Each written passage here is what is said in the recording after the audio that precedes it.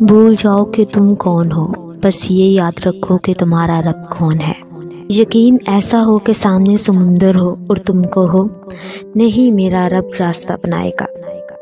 میں نے کہا تھک چکا ہوں، جواب آیا خدا کی رحمت سے نا امید نہ ہونا۔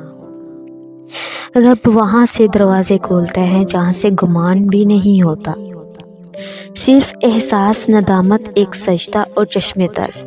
اے خدا کتنا آسان ہے منانا تجھ کو، اور اللہ پہ بھروسہ رکھو جو بہترین کارساز ہے۔ اللہ کی رحمت کے سامنے سب کچھ ممکن ہے۔ اللہ تعالیٰ کی رحمت کی نشانی یہ ہے کہ انسان کو اپنے عیب نظر آنے شروع ہو جاتے ہیں۔ زندگی کی ساری بلندیاں رب کے آگے جھکنے سے ملتی ہیں۔ اللہ کی رضا ہمیشہ کامیابی کی کلید ہے، جبکہ دھمک صدیوں پرانے تعلقات کو بھی ہمیشہ کے لیے کھوکھلا کر دیتی ہیں۔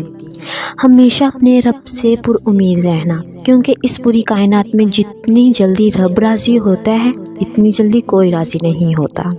جب بھی دعا مانگو اپنی اوقات دیکھ کر نہیں بلکہ اپنے رب کی شان دیکھ کر مانگو۔